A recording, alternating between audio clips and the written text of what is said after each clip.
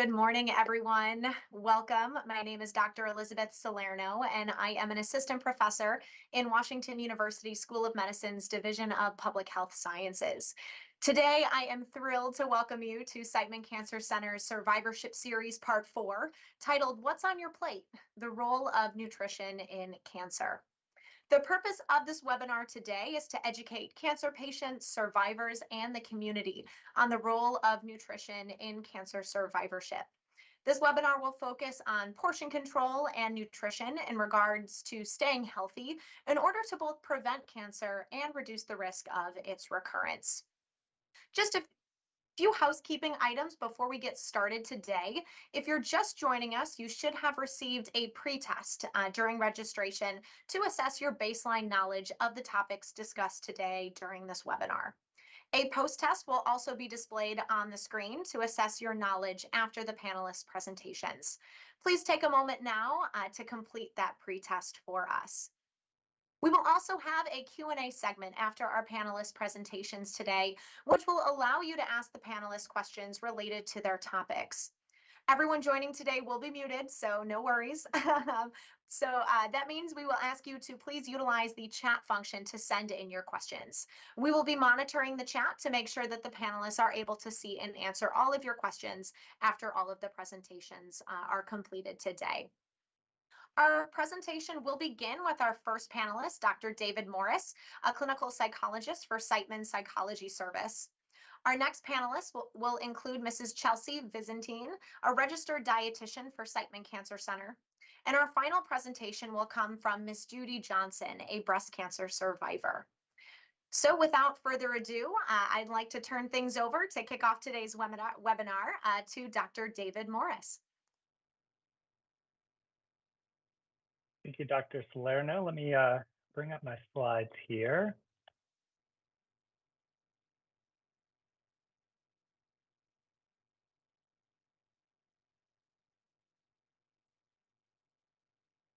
All right. Well, thank you for that introduction, Dr. Salerno. I appreciate that. Also want to start off by just thanking everybody who organized this webinar for us today.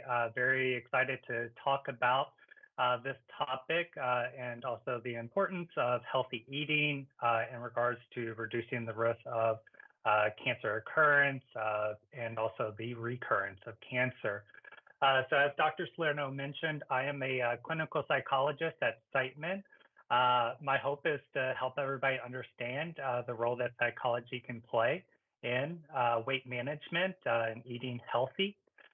Before getting into that, I wanted to start off by just talking a little bit about the importance and why it is good to be having this conversation today. And when we think about weight and healthy eating, we recognize that overweight and obesity are quickly catching up to tobacco use as being one of the leading causes of preventable serious illness and death, including cancer. And unfortunately, well, I guess not unfortunately, but while the rates of tobacco use over the last several decades has been gradually decreasing, the rates of obesity and overweight in America have been gradually increasing. And so what you see on this graph is the percentage of American adults who are considered to be obese. And how we define obesity is a body mass index of 30 or more. For overweight, it would be a body mass index of 25 to 30. And so what we are seeing is that about 1 in 3 Americans are considered to be obese. Now, if we look at the percentage of American adults who are considered to be overweight, it's actually 3 in 4. And so what that means is if you got 4 people in a room, 3 of them would probably be overweight. And so why does this matter in regards to cancer? Well, there's a lot of growing evidence that shows that being overweight or obese really puts individuals at increased risk for many different illnesses, including 12 different types of cancers. And so this includes a number of gastrointestinal cancers, such as esophageal cancer, stomach cancer, colon cancer, along with a number of gynecologic cancers, so ovarian, endometrial cancer, breast cancer, just to name a few. Um, there's also growing evidence that shows that weight also matters once a cancer patient is done with treatment and actually moving into survivorship. And that those who have, maybe unhealthy eating habits, who have maybe some weight gain afterwards, uh, tend to increase the risk of either recurrence or some other health risk that can follow up. And so part of today is to talk about, how can we eat healthier to reduce our risk of cancer development, but also recurrence. And so as I start off, I mentioned I'm a psychologist. And so why is a psychologist here to talk about nutrition? And a big part of it is that in regards to losing weight, it's more than just knowledge. So probably at one time or another throughout everyone's life, they've had someone, maybe a doctor, explain to them that they need to eat more fruits and vegetables. They need to be more active. They need to cut back on their sugar. And if it was as simple as that, then everybody would be successful. We'd all be at a healthy weight, but it's just not. And so, really, where psychology comes in is helping with making necessary behavioral and lifestyle changes to lose weight. And a lot of these lifestyle changes really counteract a lot of deeply ingrained lifelong habits that we've developed. And so, where did these habits come from? Well, a lot of it comes from our upbringing. Think about as a child and what we were taught about eating. I mean, how many people out there were taught that, you have to clean your plate? It's wrong to waste food. There are people starving in other countries. Or think about you have to eat in order, or you eat your meal in order to have dessert. Those things stick with us. And so sometimes those things can be healthy habits, but other times it can be unhealthy habits that we form. Other things is that sometimes we learn how to cook growing up. Sometimes we don't. I think about my personal experience. My parents never learned or really worked with my sister in regards to helping her cook. And we always joked that she could burn boiling water. And so that does kind of make it a little bit more difficult for her in regards to how do you actually cook? How do you actually prepare, healthier meals? The other thing is just tradition. So if we think about our holidays, our celebrations, there's certain aspects of that that have been passed down. And I always use the example of birthday cake. Why is it that we have birthday cake at birthday parties? And really, it stems back to the Middle Ages. So this is actually something that came from Germany. It was called Kinderfest. They would give their children, a little cake, and they would put a candle for each age. And it has persisted since then. But I use those as some examples to really show that how different, family dynamics, how different learning experiences throughout our life really shape how we eat, how we think about eating, our use of food. So another one I forgot to mention was just using food as a way of coping. I mean, how many people out there are stress eaters? How many people out there, eat when they maybe are feeling down or lonely or bored? And so these are attempts of coping that we have kind of picked up over the years. And so my role as a psychologist is to help change some of the ways that we think about eating, the ways that we our eating habits. And so my hope is to be able to provide some suggestions in regards to steps that you can start taking to actually make some of those changes moving forward. And the best place to always start is with tracking, because a lot of these things that we do, we're not necessarily aware of. We just kind of are on autopilot or cruise control. We're going through our lives and we just kind of do things in the same old way without necessarily giving any thought to what we're doing or why we're doing it. And so the first thing that I always encourage people to do is just start tracking. And so there's many different ways that you can track. So there's different mobile apps, so MyFitnessPal, Lose It, that can help you really kind of track, the food, the drinks that you are consuming. But you don't necessarily have to be fancy about it either. Good old paper and pencil also writes. But by actually tracking, you can start to pick up on what are some of the things that you're doing that you may not necessarily be doing in regards to your eating. Maybe you are kind of grazing while you're preparing that meal, having a little bit here, having a little bit there. Maybe you start to notice that in the evenings, you tend to have less healthy snacks while watching TV. But by doing this, it increases your awareness. It helps you to start notice, not only what you're eating, but also what influences your eating. And by doing that, you can start to have some better sense of areas for improvement. So where do you want to kind of focus and where can you actually start to begin?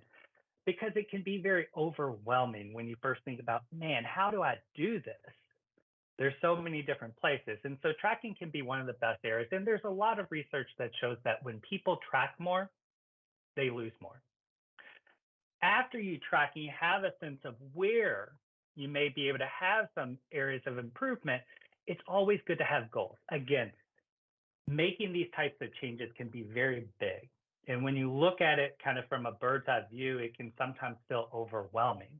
And so goals can be great because it can take this big, overwhelming change and break it down into very achievable activities or goals. And it also gives you a sense of direction.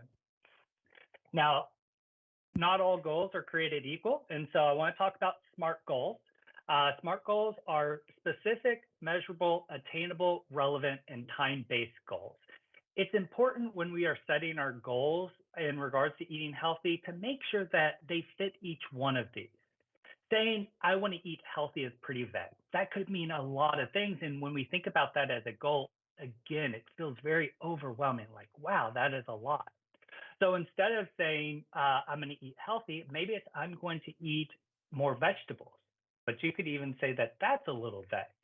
And so then you could break it down to say, you know what? I learned from my tracking that I'm averaging about 2 servings of vegetables a day. My goal is I'm going to try to increase that to 3 servings of vegetables each day. And now you have something to work on. Another example might be if you find that you get a lot of takeout or you eat out at restaurants a lot. Maybe you do that 4 times a week. And so your goal might be, well, I want to eat at home more. Again, that's a little vague. So a better SMART goal might be, I'm going to try to eat out only 3 times a week. And again, small changes. I always think about Rome wasn't built overnight. These are not going to be things that, we're going to wake up the next day and all of a sudden we're going to be great at this. And so it's definitely going to take some time to work up on improving and breaking some of these habits and creating healthier habits. So after you have your goals, like anything that's good, you want to have a plan also. How are you going to achieve that? So if your goal is to eat more vegetables, well, how are you going to work that in? And so one of the other things that we do talk about is meal planning. Yes, it takes a little bit of extra time to plan out what you may be eating throughout the week, but we know that there's a lot of benefits, not only physically in regards to eating healthy and losing weight, but there's also a lot of mental benefits. It prevents you from getting in a pickle during the week when you don't necessarily know what exactly you're going to fix because you've been rushing around all day. The other thing is that it really can save a lot of money. You're not going to find that you're wasting as much food. I think we can all probably relate to that time being at the grocery store, seeing something that looks really good and, oh, I want to try that, take it home, no specific plan for it, and then it ends up going bad before we ever use it. And so really planning out your meals, planning out how you're going to achieve your goals can really set you up for success.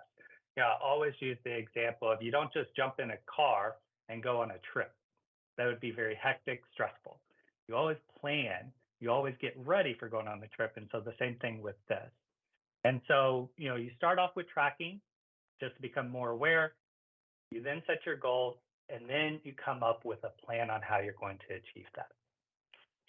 A few other suggestions from a psychological point of view is to try practicing more mindful eating.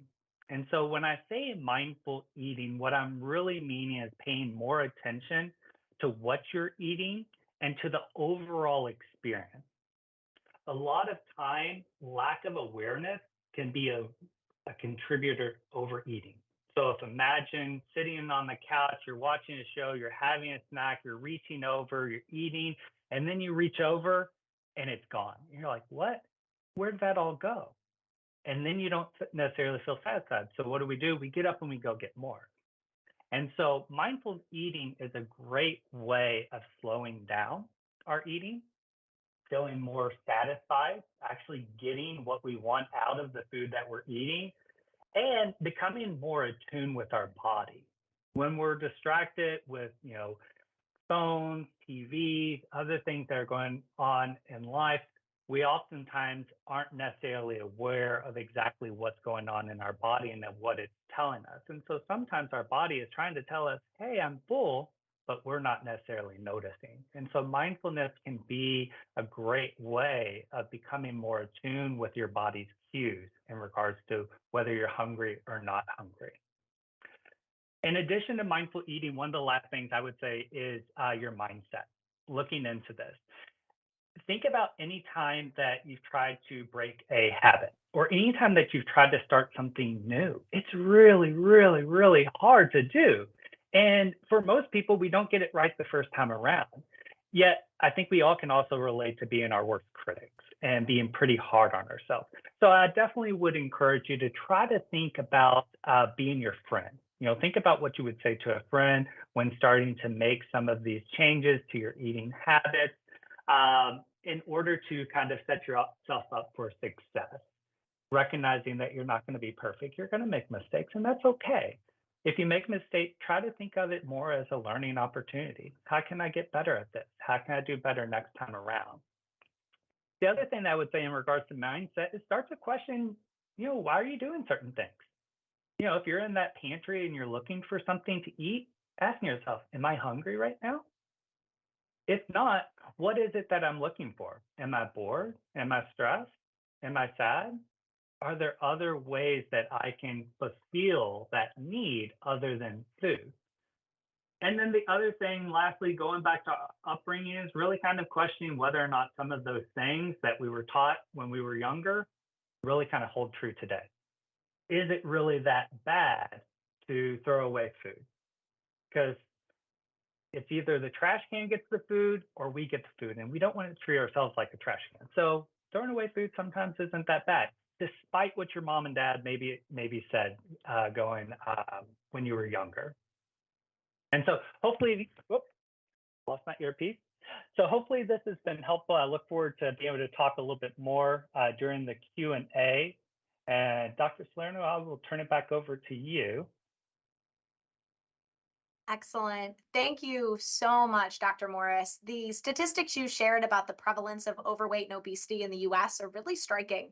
And so thank you for sharing the helpful solutions of tracking, goal setting, planning to help folks get started. I know I'm certainly interested in practicing more mindful eating myself. So thank you. And now I'd like to turn things over to Mrs. Byzantine. Perfect. Thank you again so much, Dr. Morris. Everything in your PowerPoint was great information. So I'm going to pull up my slides real quick and just making sure everyone can see that.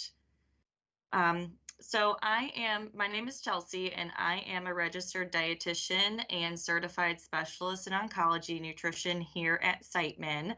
And so today, I know Dr. Morris touched a lot on how maintaining a healthy weight can tie into overall health and cancer prevention. So more so today, I'm talking about healthy nutrition for cancer prevention and just a balanced, healthy diet and how we can make better changes with that.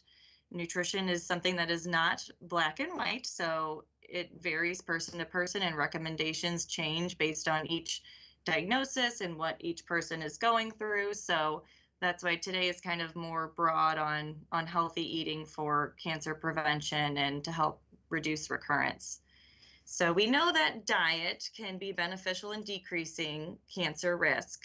And we know that eating more plant-based foods especially can help with this. And then on the flip side, we know that a poor diet, lack of physical activity, and being overweight or obese, as Dr. Morris was saying, can increase the risk of cancer, and specifically 12 specific ones that he had mentioned. So first, one thing that we know in the diet that we should limit or avoid is alcohol. And we know that that can increase the risk of several cancers. And for a lot of these, it's when alcohol is consumed beyond moderation, which for women is more than 1 drink a day, and for men, more than 2 drinks a day. And then also tying in there, alcohol contains empty calories. So with that, if you're drinking heavy amounts of alcohol, you're adding in unnecessary calories, which can lead to obesity and then tie into cancer risk. So that's why alcohol is definitely one of those things to limit or avoid. And then another food that we know that we should limit is processed meats. And that's because there is an increased risk with colorectal cancers. So unfortunately, some of the good stuff like salami and corned beef on St. Patrick's Day, things that definitely should be consumed in moderation, just because we know frequent intake of these kinds of foods by how they're processed can cause an increased risk for, colorectal cancers and gastrointestinal cancers. So not saying you can't ever have these things, but a diet that has a lot of these processed meats can lead to increased risk. Then red meats as well, piggybacking off of that, are another kind of protein and food that we need to limit. So when I say limit, that means no more than 12 to 18 ounces per week. And just as a reference, about 3 ounces is the size of a deck of cards. Looking at our food today, a lot of our meat is more than 3 ounces. So if that just helps give you a good visual, to try to cut back on red meats consumed throughout the week. Because again, we know this kind of meat, red meats, beef, lamb, pork, veal, can increase the risk of colorectal cancers as well. Interestingly, there is some research that dairy products. Oh, you're not? Oh, shoot.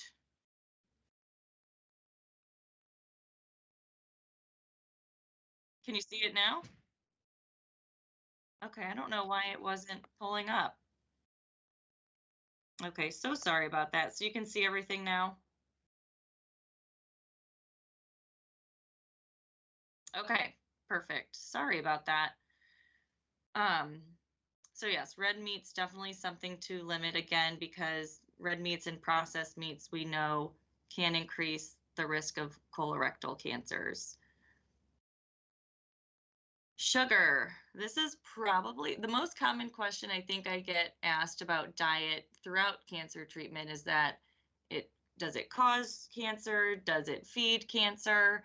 And the answer is no, but in contrast, it does not cause it, but eating it frequently does cause weight gain and excess body fat, which then increases the risk for at least 12 cancers. So again, there's not a direct cause, but by eating a lot of these empty calories and foods that have added sugar in it, that leads to quick weight gain, and there goes your risk for cancer from that. As Dr. Morse was saying, mostly tied to those cancers that are associated with being overweight or obese. So try to avoid added sugars as much as possible. The food industry is really sneaky, and now on our food labels we can see that there's added sugars right below under the carbohydrates on the food label, but in the ingredients they also have some sneaky ways of hiding added sugar. So you might see high fructose corn syrup, corn sweetener, fructose, glucose. And yes, honey is still a sugar. Even though it is not as processed as table sugar, it is still an added sugar. So still something to limit. And then the American Heart Association actually has a graphic I really enjoy for just what to shoot for to keep your added sugars in a reasonable range. So no more than 9 teaspoons of added sugar a day for men, 6 for women. That equates to about 150 calories or 100 calories per day of added sugars to keep it under. So the American Institute of Cancer Research actually came out with this new American plate, which I love because I'm a very visual person, but just for an idea for how to build a balanced plate. So we know what we need to limit. So what's good? What do we need to incorporate? We know plants. Plants have a lot of great benefits, the fiber, the phytochemicals, which is from all the different colors, the antioxidants. We know all of that is great for cancer prevention. And so trying to make at least 2/3 of your plate fruits, vegetables, whole grains, and beans, those are all those plant-based foods that have those benefits to help prevent or reduce risk of cancer. And trying to include a different variety of colors as well, because all those different colors have different benefits. And then try to limit your animal protein to 1/3 of the plate. So try to watch your portion sizes on that. We know, like I said, our portion sizes of meat these days are a lot bigger than than they used to be. So try to fill most of your plate up with plants for the greatest benefit. And so I just listed some examples of whole grains: brown rice instead of white rice, whole wheat bread instead of refined white bread. Got to be careful though. Sometimes a wheat bread might not be whole wheat. So you got to look for the whole grain stamp on there to make sure it is in fact a whole grain. So just some examples there. Plant-based diets is something we've been hearing a lot about too in the past years. So plant-based doesn't necessarily mean someone is vegetarian or vegan, but someone who incorporates food that comes mostly from plants. Because again, we know those have all those benefits that can help prevent or reduce risk of cancer. Some plant-based diets that you probably heard of are flexitarian, which is kind of like some days I eat meat, but I try to keep it to a minimum. I'm flexible with it. Mediterranean diet, we know, is lower on the meat, but incorporates fish and a lot of beans and legumes and nuts more so as the protein. Pescatarian, which is we'll eat fish. Vegetarian, there's different varieties of that, and then vegan, which is just no animal products whatsoever. So just some examples of those popular diets we hear about these days. So some tips then too for making healthier swaps, because now we kind of know, okay, what we should choose, what we should avoid. So like Dr. Morris was saying, plan ahead for the week, sit down and decide before you go to the store. Let's find some new recipes. How can we make some swaps? I usually make a stir fry. Can I use brown rice instead of white rice? Can I sneak in some extra veggies? If I'm, making a dessert, is there a way, or like, if I'm going for coffee on the weekends, instead of whole milk and added sugars, can I, cut back and use an alternative or a lower fat option to help reduce some of those extra calories? Throwing in extra veggies, and again, we kind of already talked about using mostly whole grains instead of those refined grains. Add extra fiber where you can, because we know that's great to prevent risk of colorectal cancers, and there's a lot of benefits in those foods that also carry fiber because of all the different colors and antioxidants. So try topping oatmeal or go for cereals that have flax seeds, chia seeds, or whole grains in them. Bran instead of, Frosted Flakes, which is not always as tasty, but maybe throw in some fresh fruit to give it a sweeter kick. If you struggle eating plain fruits and veggies, can you blend them up into a smoothie with some Greek yogurt and then add some chia seeds in to get some omega-3s? So little swaps like that. One of my favorites as an alternative to snacking on potato chips is actually roasting chickpeas in the oven on a cooking sheet with some olive oil and spices, and it's a nice crunch. I'm getting some beans, some fiber in, and all those benefits from that. And then maybe once a night, say, okay, I'm gonna go for a meatless dinner. I'm gonna use beans in my burritos or fajitas instead of beef. I'm gonna try tofu with my stir fry. Get a little experimental, switch it up, and like Dr. Morris was saying, start to make some of these habits gradually, because it's not something that happens overnight. These are a lot of learned habits that take time to incorporate new ideas and new routines. And then if you're buying animal proteins, try to go for the leaner meats that don't have as much fat in them. That helps cut back on some of the calories and the fat, which is good for heart health and then also weight management. Boneless, skinless chicken or turkey are going to be leaner proteins. Fishes containing healthy fats are another good option to throw in there. And then healthier ways to prep foods like baking meats in the oven instead of frying them. Grilling, I usually recommend doing in moderation, especially with your meats, because we know that eating a lot of grilled foods could also potentially have increased risk for some colorectal cancers. And then last but not least, I just kind of listed through some healthier snack ideas that I like and things that are easy on the run and a lot better options than processed foods.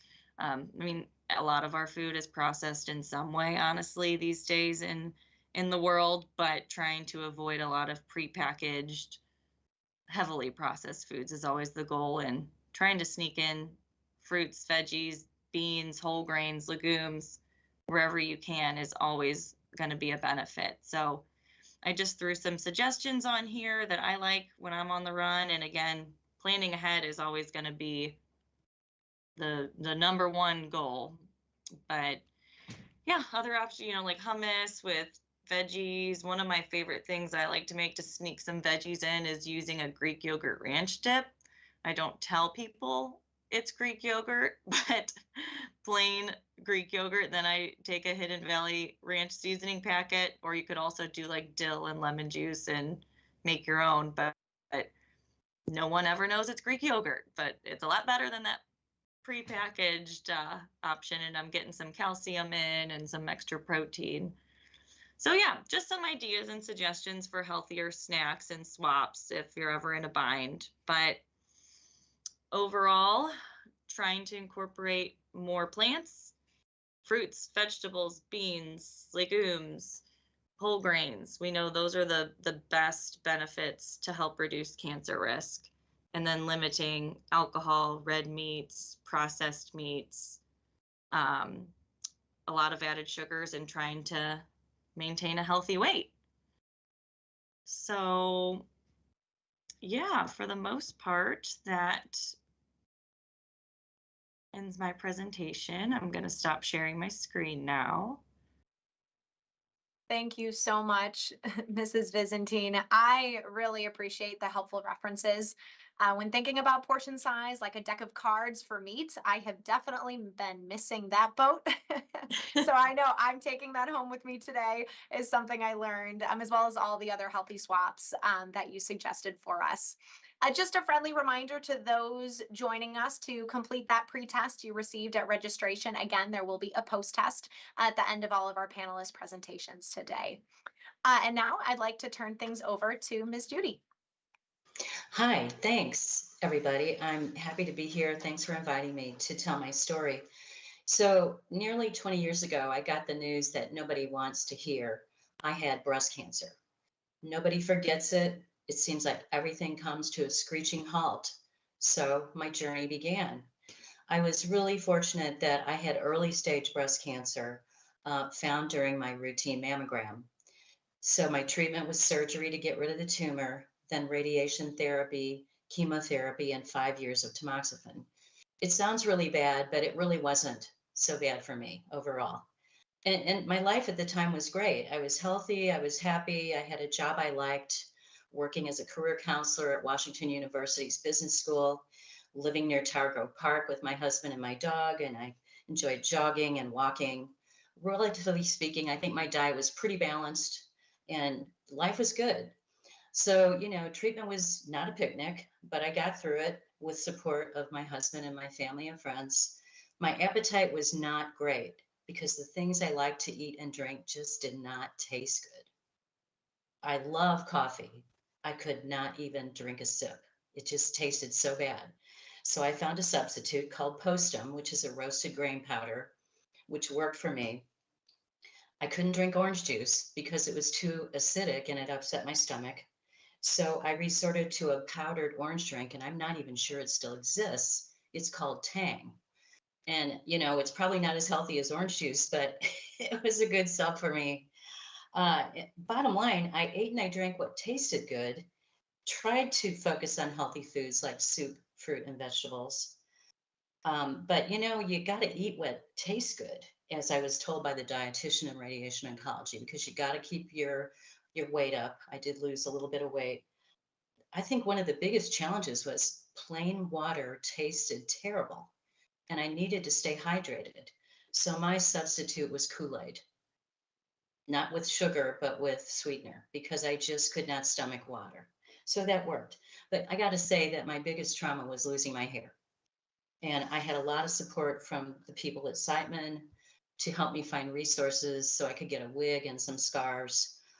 Other things I did to cope were writing in a journal, taking my own music to radiation therapy, and attending Siteman's breast cancer support group.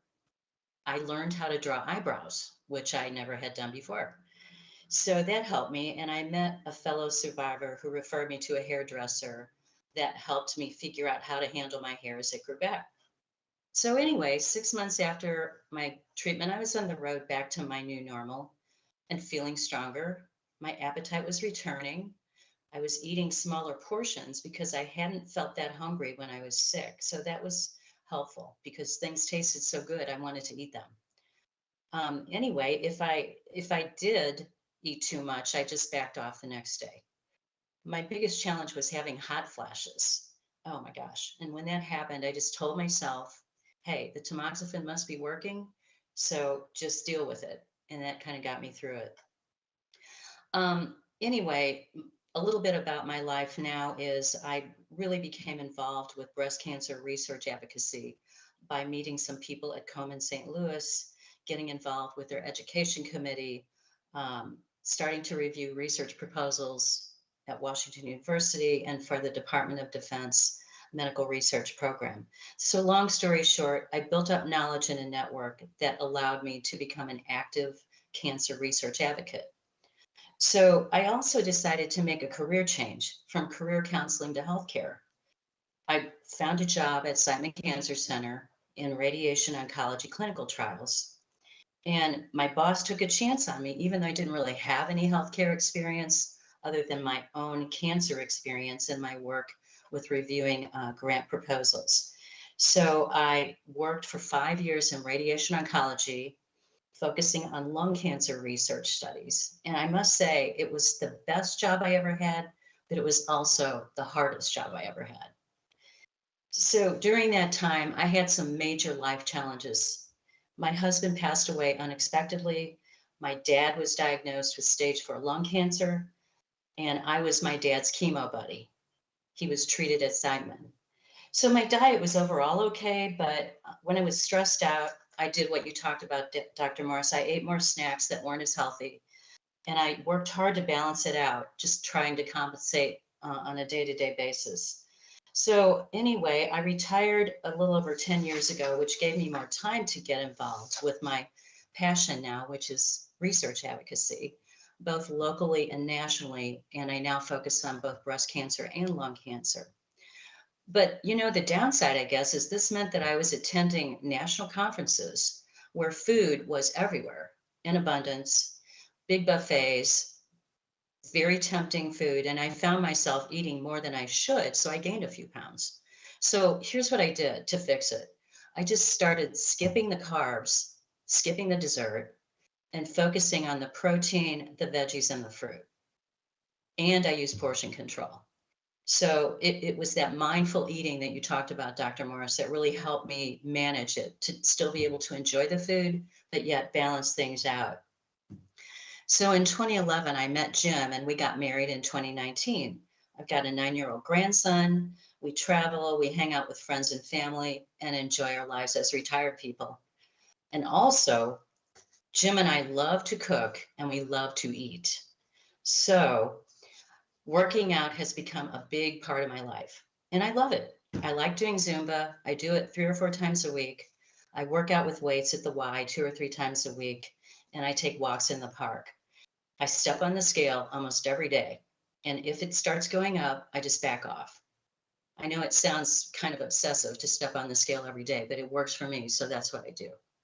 If there's a day that we eat more than we should, we just back off the next day. It's a balancing act. We don't feel deprived. It seems to work as long as we balance it out. And one source that I've found recently that I really like is there are some great recipes from Eating Well online, and they're good, they're healthy, and they're satisfying. So check out Eating Well on the internet. So thank you guys, everybody, for listening to my story, and I wish everybody the best. Thank you so much, Ms. Judy. Your perspective is really the most important when we think about nutrition after cancer and how to meet folks where they are. I really love what you've said about balance and its importance. And again, thank you for bringing your perspective to research and advocacy and clinical practice so that your insights really can have impact. And so thank you again to all of our panelists today. I'm going to check the chat here and just make sure we don't have any questions that I'd like to share with all of the panelists. I have plenty of my own, but I want to make sure I give our folks in the audience an opportunity now. So if you are sitting out there in the audience and you have questions, please toss those into the chat and I will share them with our panelists today. So while some folks in the audience send their chat questions in, I have a couple of questions for all the panelists. And the first one I wanted to ask is about family and how family and peer support play a role in cancer survivors' nutritional goals.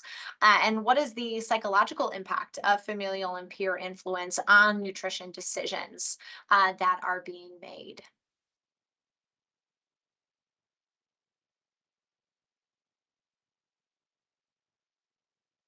There you go. I'm happy to jump in and talk a little bit about that. So family and friends play a huge role. I mean, those are the people who are around us that influence us in all different aspects of life, not just our eating habits. They're also the people that are there that can really help us the most and to be most supportive. I think one thing that's always important is kind of the communication of our needs and asking them in what way can they help, with, our healthy eating goals. Is it asking them to, not buy certain things at the store? Is it asking them to possibly, put certain food items that maybe are really, really hard to resist someplace out of sight for you or hard to get so that you're not as tempted?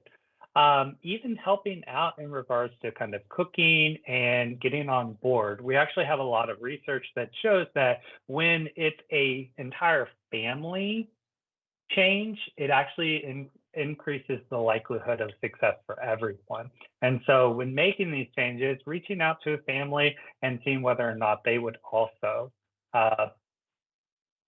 be interested in doing this. I would also say that it's always nice to do something together. And so you have kind of that accountability partner there when going through this as well.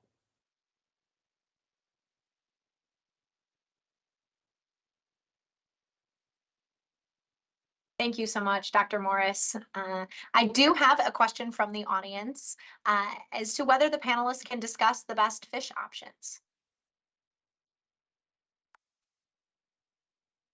Yeah, so I think number one is trying to find fish that are highest in omega-3 fatty acids, because those are those heart healthy fatty acids, but also we know there's anti-inflammation benefits there. Trying to avoid high concentrations of fish that have a lot of mercury as well. So swordfish, king mackerel, some kinds of tuna. You just want to limit your exposure to some of those higher mercury fish. But fish is actually an interesting topic because I've been seeing some research coming out too about freshwater fish and being contaminated with pollutants. And so what kind of fish is it better to do farmed fish or, freshwater? So there's a lot of upcoming research on that as well. But overall, I recommend choosing fish that have the highest amount of omega-3s in it for those anti-inflammatory benefits. Perfect. Thank you. That's very helpful. Another question, I heard a lot today about individual level behavior change, right? And all of the things that we can do to change our diet and really make it healthier. And I'd be really keen to hear the panelists' thoughts on more structural level barriers to initiating and maintaining a healthy diet, like food deserts or poverty.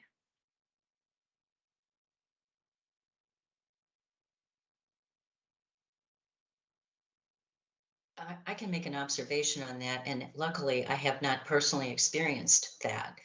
But it seems like if you look at a Schnucks grocery ad, for example, the things that are on sale many times are not healthy foods. It's highly processed foods, it's chips, it's cookies, it's everything that we know we should not eat. But if you have limited income and you're hungry, what are you going to do? Right? I mean, if you have to buy what you can afford, and really healthy food sometimes is not very cheap. So I think that is a fundamental problem with, and we've seen many people who don't have money that are large. And I have to believe that that's part of the reason why, is because you can't afford to buy healthy food sometimes. So you buy what you can. Yes, and I think there's also sometimes a lack of or knowing, like Dr. Morris was saying, how to cook. If you weren't raised and know how to use these foods, like if you don't know what to do with a bag of brown rice, for you and I, that's like, oh, that's a great way. We could just buy a large bulk brown rice, prep it at home, toss in some frozen veggies, which are cheaper, or canned veggies even, to get something, cut up some protein with it, and boom. Or even a large thing of oats. Okay, we know that's the whole grain, that's cheaper. We could get a lot of meals out of that.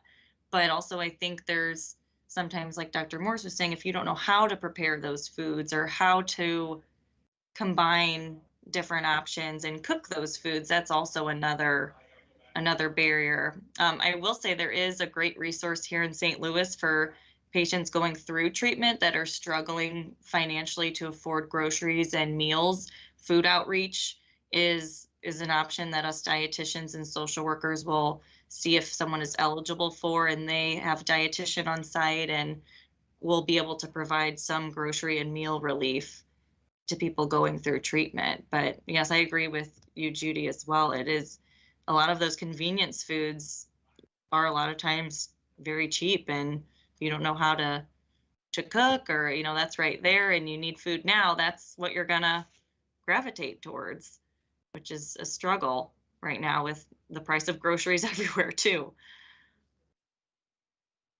I mean, I would just add that, yeah, this is a real challenge and a real issue that is out there, and one that's probably bigger than kind of all of us here in regards to kind of correcting it, in regards to being able to work around the system that we do live in. I think what Judy and Chelsea have already mentioned are great ideas. I think the other things in regards to what Chelsea was getting in regards to learning. The public library is amazing. I mean, in regards to the resources that they have, and being able to possibly check out, cookbooks if you feel like you want to learn more. I actually have Googled. The public library has the American Cancer Society's Healthy Cookbook, and so you can check that out. You can even get it actually on your phone, so an electronic version. To give you some guidance in regards to how to cook different foods. I think the other thing is, yeah, with the price nowadays, again, you don't want to necessarily buy something and then it go to waste. And so I hear this come up a lot in regards to fruits and vegetables. How am I supposed to eat those things fresh when they go bad so quickly? And so, again, frozen vegetables aren't that bad. Frozen fruits. And so getting those where you can throw them in a freezer and they can last longer until you need it. Also, I mean, having a microwave where you can kind of microwave them, it's pretty quick also. And seasonings. I mean, seasonings is a great way of making some relatively bland flavored items, spice it up and make it a little bit more tasty as well. I would again go back to the meal planning and trying to plan out just to make sure not necessarily wasting money or wasting food that you don't necessarily need. Thank you all very much. Looks like there is a follow-up question from the audience on this topic, and that is there much research on how economic and cultural practice impact health disparities for these populations, willingness or ability to seek or follow up with treatment recommendations?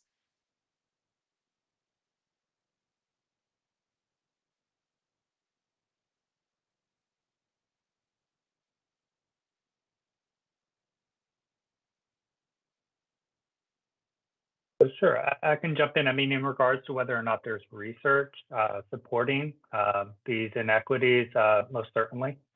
Um, there's plenty of research showing that there are certain groups that are underserved and at a disadvantage. I do think that it it makes a huge difference if you don't have healthy options nearby. If you don't have a safe place where you can go out and be physically active, it's hard to take a lot of the things that we talk about and being able to actually implement them. And so in those situations, definitely, talking to your treatment team, getting in contact with someone like myself Kelsey or Chelsea or another dietitian, because there are resources out there that can help with some of those to try to make this a little bit easier. Sometimes it is getting a little creative in regards to how to work around some of those disparities that do exist. Fantastic. Thank you. This next question is for Judy. Judy, what advice do you have for individuals who are newly diagnosed with cancer when it comes to nutrition, apart from what you've already shared with us today? Well, I would strongly recommend that if this is an available thing, which I imagine it is, that they talk to a dietitian at Siteman sooner rather than later. It helped me a lot to do that because I just wanted to know what to expect and what I could do about it if I lost my appetite or if I ended up having side effects that impacted my ability to eat. So I would strongly encourage that be a part of that conversation with every new patient, not just that they have to figure it out themselves, but that it's actually offered to them proactively. Here's a checklist of things that you can do now to get more educated about how to manage your life as you go through treatment. That's the only thing I can think of off the top of my head. Thank you. No, that's absolutely helpful. Next question is for Mrs. Byzantine. I'm curious about your thoughts on air fryers. They seem to be recently touted as sort of healthy ways to achieve a fry, right? Or that golden crisp on the things that we cook. And I'd be curious to see what your thoughts are and if that really is a healthier alternative, when it comes to preparing some of these foods. Yes, actually, I have to admit I do not own an air fryer, but my husband refuses to get one because he's like, people talk about them too much. We're not buying it. Um, but so I will say that is an alternative that you're skipping out on something that's heavily coated, and especially there's so many different kinds of oil and places that are reusing oils and constantly heating them to those high temperatures. We know that's not good. Now, compared to like at home, if you're using a little bit of olive oil to fry something in a skillet, but in summary, air fryer, what I'm getting at, air fryer, you're using less oil, but sometimes you're still putting processed foods in there, just because you're putting mozzarella cheese sticks or chicken strips in an air fryer. Yes, you are cutting back on some of those fats, and that can help with reducing your calories and cutting back on some of your fat, but there's still probably some ingredients in that food that you should limit. So in moderation, I think it depends on what you put in the air fryer, actually. So I think they can be beneficial, but also I think some people might think, oh, well, it's not frying food, so I can still eat all of these processed foods because it's healthier. So my answer would be, it can be a healthier option if used appropriately. No, absolutely. I think that makes a lot of sense. Thank you. This next question is for Dr. Morris. What are some methods that folks can use to stimulate appetite, as they may be going through treatment and experiencing treatment-related effects in terms of, metallic tastes in the mouth or really not having much of an appetite? Ooh, so stimulating appetite, that can be a challenging one, especially just in regards to the impact that treatment can sometimes have. One of the things I find that patients struggle with is a lot of, or not a lot, but sometimes some of their favorite foods they can no longer tolerate. So Judy, I think that you'd mentioned orange juice. And I think, I want to just kind of echo and really kind of go back to what you had talked about in regards to branching out and trying different things that you haven't tried before. And so Tang, growing up on Tang, I don't know if it's still around either, but that's a substitute in trying to find something that you are able to tolerate in regards to whether or not it's the taste of it, whether or not it's your stomach's ability to handle it. And so sometimes it is branching out and trying different types of foods, maybe kind of spicing them up. I was thinking about the water flavor enhancers that they have out there that kind of you can squeeze in to make water taste a little bit better. But sometimes it is going outside your comfort zone. But again, that is a little challenging because we do get comfortable with doing the same thing over and over. And so I do want to throw out, a great resource is actually, taking part in support groups. I mean, this is something that comes up in those and that you don't necessarily have to figure it all out on your own. And so you can go to those and learn from other people who have had similar situations, and they can provide to you what they have found to work. And so that can give you some direction. And so think about, rather than just having one mind thinking it and trying to figure this out, multiple minds there to help you. The other thing that I know can be challenging at times is physical activity, especially when you are feeling depleted, you're feeling run down, you're feeling fatigued. At the same time, trying to keep up some of that physical activity, and then hopefully giving that drive to continue to feed your body with the nutrients that it needs. Dr. Morris, let me chime in there. That is a very good point. And when I was talking about what I was doing for working out when I had cancer, I was an active jogger before, and I wanted to try to keep it up. However, I found that when I jogged, it was more than I could handle. I did not feel well afterwards. So that's when I transitioned more to taking walks in the park instead of jogging. And then after I got better, I kind of transitioned back in, but I could not continue to do what I had done. My body just would not allow me to do it. So a substitute was to go to the park, sit down at the bench if I needed to after a little while, and just, short walks, sit down and rest. Better than nothing. Yeah, and if I could jump in too, because this is something that day to day, us dietitians are here to hopefully help with, if when we're available, is combating these side effects from treatment, like taste changes and loss of appetite.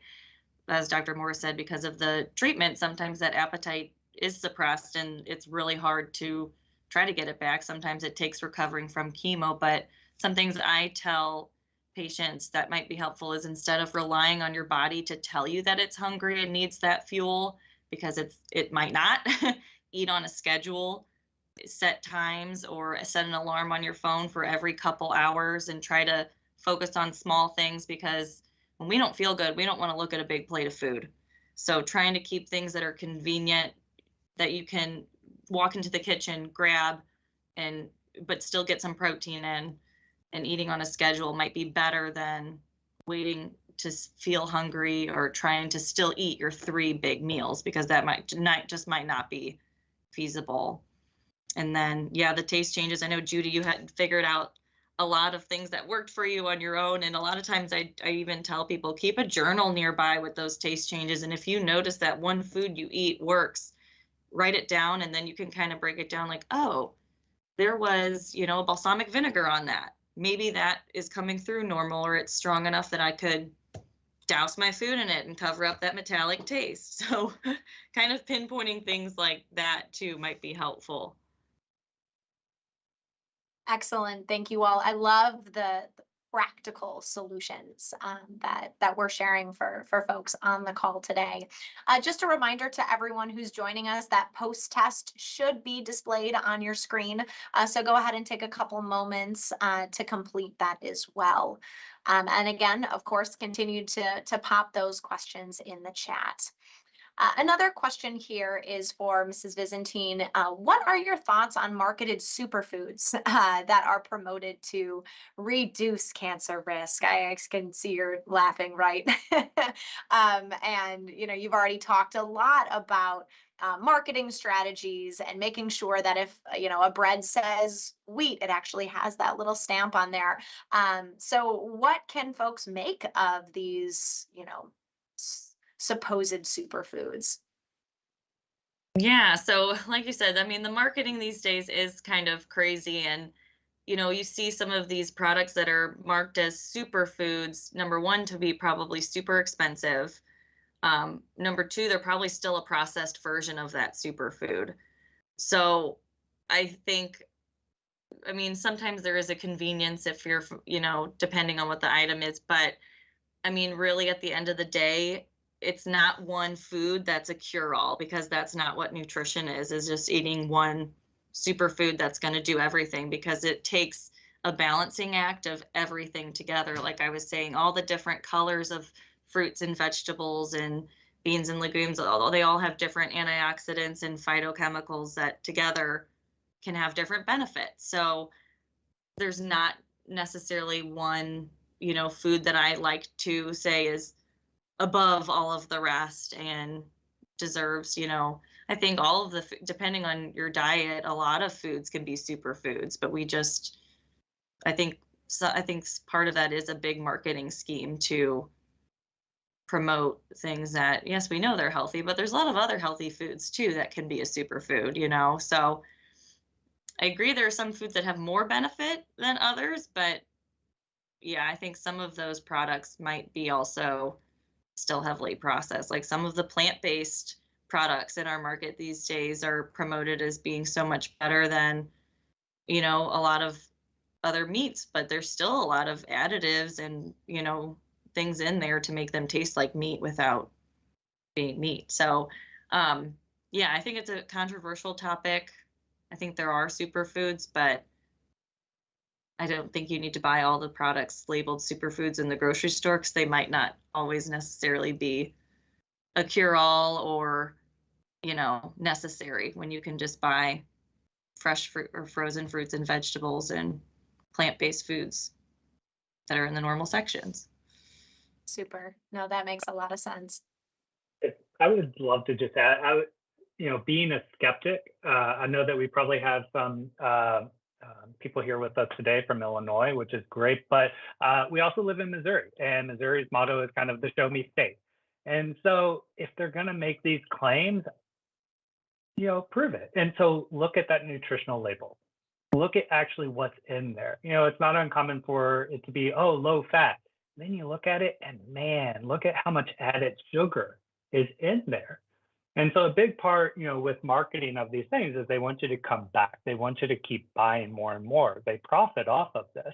And so unfortunately, that is the way that things are. And so whenever looking at these superfoods or low fat or healthy choices, always look at it kind of with a little bit of a skeptical eye until you actually look at the nutritional label, look and see what's in it for yourself. Don't buy too much into it. Remember, we're in Missouri. Show me state, show me that it's healthy, and then kind of make your choice kind of based on that. Yes, agreed. And then also, I mean, some people ask me a lot of times about herbal supplements and how, I heard online that this is supposed to be good for this. if it was proven 100% and we knew it and it was safe to take, we would be recommending it. But any over-the-counter herbal supplement is not regulated by the FDA. So they do not have to put what's on the label actually in that bottle. So a lot of superfoods are available and promoted as herbal supplements. And my answer is always no, can't tell you it's safe. It's never going to be a yes or no because it's not regulated. So. Well, that's a perfect transition to another question that I did have, right? About any research that does support using specific vitamins or supplements, or is the label supplement in and of itself something that should be considered with, taken with a grain of salt? Yeah, definitely. So there is some research, like with mostly broken down with foods though. I mean, like for ER positive breast cancers, we know that lignans from flax seeds can be beneficial in preventing recurrence and throughout treatment. So we know that, but that's always food forms because again, supplemental forms, there's not really a known dose or, if it's really that amount, is it all the same purity or are they mixing other things in? So usually I recommend avoiding all like herbal supplement brands like that, but some vitamins, like definitely I think a multivitamin can be beneficial if someone is struggling to meet their daily needs, especially since there are brands out there that are third party tested that we know. And as I tell people, as long as it's not over 100%, insane numbers of your vitamins, as long as you clear it with your oncologist, because piggybacking off that, there are some antioxidants that can interact with certain chemos. So sometimes like high doses of vitamin C can interact with chemo or other kinds of vitamins. So that's always something I recommend checking with your oncologist because yes, there could always just be interactions. But yeah, as far as the nutrient goes, it depends on each cancer type. I mean, we've seen there's some promising research that some intake of dairy could reduce risk of colorectal cancer, possibly because of the vitamin D and calcium and natural probiotics that are in dairy. So there's some research out there for things like that, but it depends on each type of cancer diagnosis.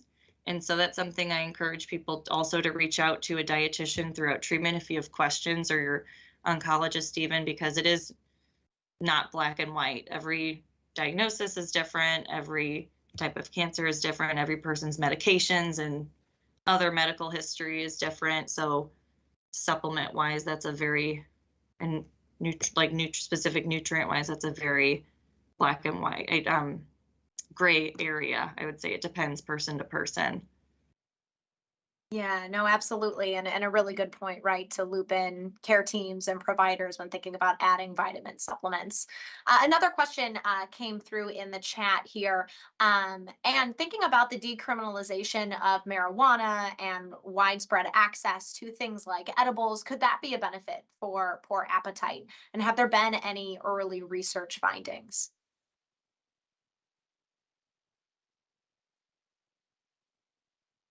Dr. Morris, I don't know if you have any input on this. I know this is like very recent for here in Missouri, so I'm not sure really. It's not something I normally am involved in, but I know sometimes there is an appetite stimulant that can be prescribed that does have some cannabinoids that like can help with chemo-induced nausea.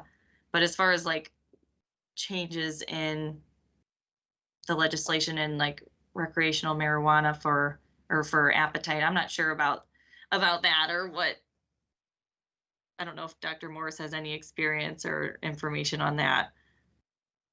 Sure. So I think, from my understanding, that there is some evidence out there to support, THC as being a stimulant, appetite stimulant for certain populations. I think the one thing I always wanted to kind of caution with is that, really it's research with a very specific population. And so it doesn't necessarily mean kind of widespread use for stimulating appetite.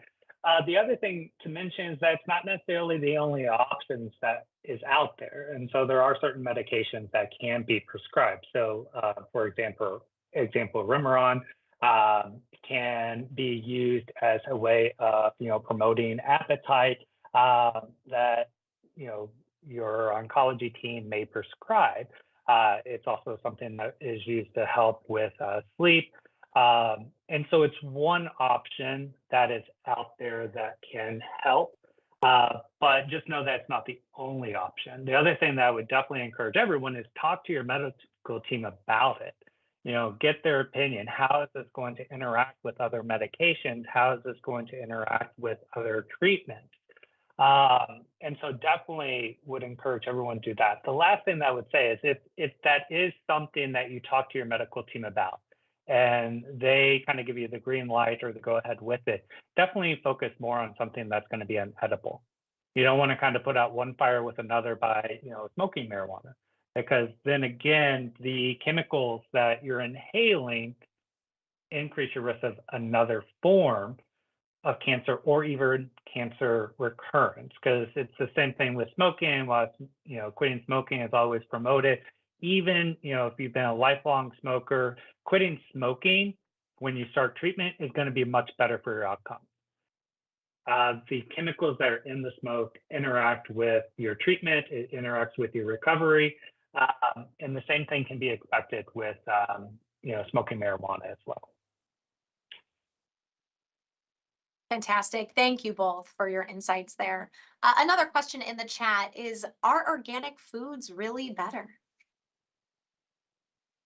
Yeah, so that's another good question. So, okay, I'm trying to think of where I want to start with this. So organic foods, organic farmers can still use pesticides. They just are only allowed to use certain ones. With most recent research, I mean, the level of pesticide residue that's on non-organic produce is so low, especially if you rinse it, that there's no proven harm there. I think at the end of the day, most of us Americans struggle to even get in the recommended amount of fruits and vegetables. So again, tying into that affordability aspect, if someone is thinking, oh, I can't, I should only buy organic, but then you're breaking the bank, just eat your fruits and vegetables to get in those benefits, because at the end of the day, that benefit is greater than anything. And really, I think there's only been like a few foods that research has said, oh, well, this, like organic red onions have a little bit of a higher antioxidant content than regular. But I mean, really, there hasn't been any research that says it's, that fruits and vegetables that aren't organic are harmful. If anything, we need to eat more fruits and vegetables for those protective benefits that are associated with that. So, in a way, I mean, I think there's some benefits there, but it's not significant. I think that we just need, as Americans, need to eat more plant-based foods, regardless if they're organic or not. Great. So just get those fruits and veggies in, no matter where they come from. Rinse them off and go ahead and get them in. Yeah. My next question here is for Judy. If we have any researchers or clinicians on the webinar today, what recommendations do you have for designing studies on nutrition? And how can investigators make these studies accessible for all cancer survivors and their support systems? That's a good question. I have reviewed grants in the past that have suggested that cancer patients stick to a certain diet and to see if there's any impact on the effectiveness of their therapy. And my pushback has always been, many cancer patients can't stick to a diet like that because they're already struggling with, can they eat? And if so, what tastes good? So that's always been my pushback. So I guess the only thing I can say from a non-scientific perspective is ask cancer patients what they think they can do before you design the trial. If you don't have the patient voice before you design the clinical trial, you might not even be able to accrue any to that trial. So that's a concept that I push in any research advocacy work that I do is what is this going to mean to the patient? Can they do it? Do they want to do it? If they can't, then don't bother. Super. Thank you very much. I think that you make such an excellent point, right, about bringing in patient voices and perspectives and insights, because those, again, are the most valuable ones as we think about research. We're going to go ahead and display that post-test again, so everyone has a chance to fill that out if they haven't already. So we'll give you a few seconds here to pull out your phone and scan that QR code for us. And again, if you have questions for our panelists today, go ahead and add those into the chat. We have just under 15 more minutes here with our speakers.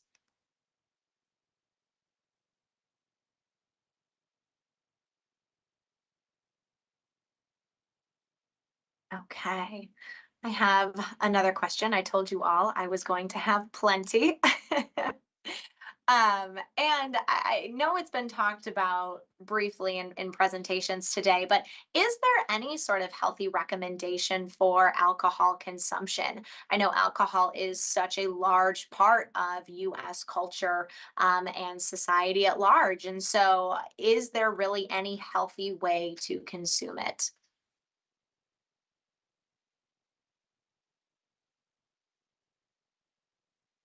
So I'm happy to jump in on this one if that's okay. So in the past, there's been I would say a lot of attention in regards to potential benefits, antioxidants of wine, having one drink, and that actually having a lot more health benefits as opposed to someone who just doesn't drink at all. And so there was some research out there to support that. It was definitely picked up by the media. It was presented out there.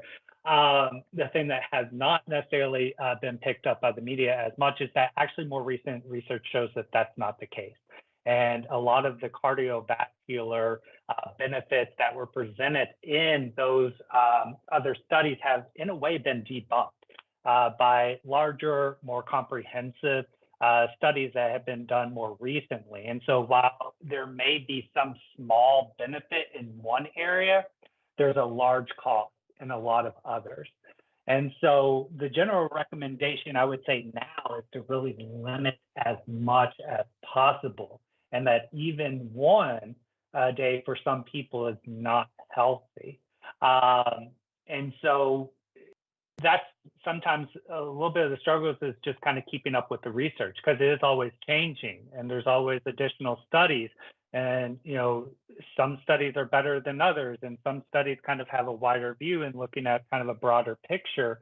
And so I appreciate this question, because I think that's a good one, because sometimes there is still that misperception that one a day is actually healthy. And more recently, actually kind of even limiting it more is even healthier. So yeah, that's just what I want to add if anyone else has anything else. No, that's great. Thank you. And I think you bring up a really good point, right, of how science is always growing and not necessarily changing, but we just learn more, right? And so our recommendations have to change as we learn more about the topics of our research studies. So thank you very much. I think that's an important point. All right. Let's see here. I have another question. In the process, for patients and survivors moving towards a healthier diet, I'd be keen, just sort of on a summary level, right, to hear from all of the panelists about what can we do to make that process easier. So, Judy, what recommendations do you have? What can clinicians do? And from the clinical side, right, how can we make this process easier? I know when I go shopping in grocery stores, I know my store and I know exactly where all the things I normally buy are, and so I can only imagine how daunting it would be, right, to receive a diagnosis and then really have to upheave the process of eating. So maybe we can end with that sort of a broader question. What can we really do to make this process easier? Well, I think that getting people in to see the dietitian early is really important. And also, I'm going to stick my neck out and recommend that Siteman Cancer Center gives the American Cancer Society cookbook to all newly diagnosed patients. If they've got the cookbook, maybe they'll not have to worry about figuring out what they can do. So I think those two things could go a long way. Other than that, I think that the oncologist team has to ask the question of their patients when they're following up. How are you doing?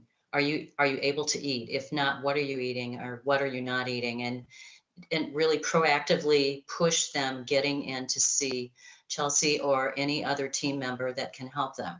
Because when you're going through cancer treatment, it's daunting. And sometimes you just can't think about those things. You're just trying to get through every day. Yes, I agree 100%. And I think one of the struggles too is transitioning like to the if you're transitioning to survivorship is when you're going through treatment, we might be telling you eat whatever you can. It doesn't matter. You know, if all you can tolerate is a donut because you feel so queasy and that's the only thing that you want, eat it. And so I think a lot of times I talk to people and it's really hard after treatment ends and they're getting into their new norm. Now their diet has changed to I can eat whatever I want because I just need to eat. And so it's hard because for some people it's you had this healthy balanced diet before and you're trying to manage your weight. And then with your diagnosis, your diet is a lot more lax and changing because of the chemo side effects. And then in the recovery mode, you're trying to, you know, eating a healthy diet is important, but now you've got to revamp your whole, mindset and habits again. And so I think that's definitely another challenge for people going through this. And so I know if I'm available, I'm always willing to go and talk to people coming in for the survivorship clinics. I know some other satellites might not have the staffing to do so, but I always recommend being your biggest advocate. And even if you're post treatment and you want to meet with a dietitian, there's outpatient dietitians at Missouri Baptist that doctors can send referral to at a lot of the BJC hospitals or even other hospitals. Just ask to see if there's any way you can be connected with someone if you're post treatment and or even during treatment too. And it's a lot to take in, especially with the internet and again, family members and friends can be a blessing, but also sending you, oh, I saw this on the internet and you need to take this now. And it's a lot of information coming in regardless. So I think being your biggest advocate, and if you have questions, asking to speak to one of us dietitians if we can help at all, or being referred to one outpatient too if you're after treatment.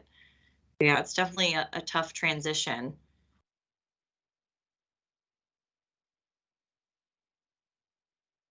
Thank you both very much. Go ahead, Dr. Morris. Yeah, no, I think I would echo both what Judy and Kelsey just mentioned. In regards to being advocate, I think that one of the things that is important is being able to be aware of when one is struggling and trying to do that the best that we can at the center. At the same time, kind of asking, is there someone that I can talk to? And it's not necessarily just the dietitian. Sometimes there can be mental health issues that can impact our diet. And so as a psychologist, I have to definitely put a plug in regards to our services, because sometimes feeling down. I mean, one of the symptoms of being depressed is having a change in your appetite. It doesn't necessarily even have to be, losing your appetite. It could actually just be kind of eating more. And so that's also something to keep in mind, that it may be kind of getting connected with us. I guess the other thing, I don't want to necessarily beat a dead horse, is the importance of kind of tracking. And so if you think about a common theme that's come up throughout all of this, I think each and every one of us has mentioned this at one point or another, is kind of keeping track. And so Judy, when you mentioned that you weigh yourself every day, that's actually the recommendation, is to weigh yourself at least weekly, if not every day, so that you can stay on top of it, because it's much easier to kind of make those adjustments when you catch them early, as opposed when you've already lost 10 pounds or when you've already gained 10 pounds. In regards to being able to make those adjustments during treatment, again, it's kind of tracking. seeing what works, what doesn't work. And even to survivorship, using that tracking to better understand what are my eating habits now that I'm coming out of treatment, how have they changed, and what are some steps I could take to start getting back into maybe some of those older, healthier ways that I used to eat. Great. Thank you all very much for your insights. There is one more question that came through in the chat that I want to make sure we get to before we wrap up today. And it does dovetail very nicely off of what you were just saying, Dr. Morris, about tracking. And can we track our lifestyle changes by using our personal calendars? Absolutely. I would say whatever is most convenient. I think everyone's kind of a little different in regards to how we track best. So, putting it in on your personal calendar, keeping track, one thing that I know with tracking is sometimes it's hard to actually kind of put in all the food. We have busy lives. And so, hey, take a picture. We do have, these, mobile devices now that can make it easier. So take a picture. You can think about it later or track it later. You can write it down. But also you can make fun. So with physical activity, I see a lot of these kind of like workout trackers now that have like every month spelled out, and it's broken down into these small little boxes, and you can kind of color them in each time that you kind of hit your goal. And it just makes it a little bit more fun as well. So yes, definitely you can use your personal calendar, but again, trying out what works best for you. Super. Thank you. I love what you said about having fun. We have to enjoy what we do, right, to keep us coming back for more. And so how can we make healthy behavior enjoyable so that we want to continue being healthy in all that we do? All right, well, that concludes our webinar today. Again, a huge thank you to our stellar group of panelists today for sharing all of your insights and knowledge and perspective on this important topic in nutrition after cancer. Thank you, everyone, for joining us today. Again, if you haven't taken that post-test, please take a minute to go ahead and do that. And I hope everyone has a lovely rest of their day. I can really take all of the insights they learned from today's webinar and apply it to their daily lives. So thank you all again. Thank you.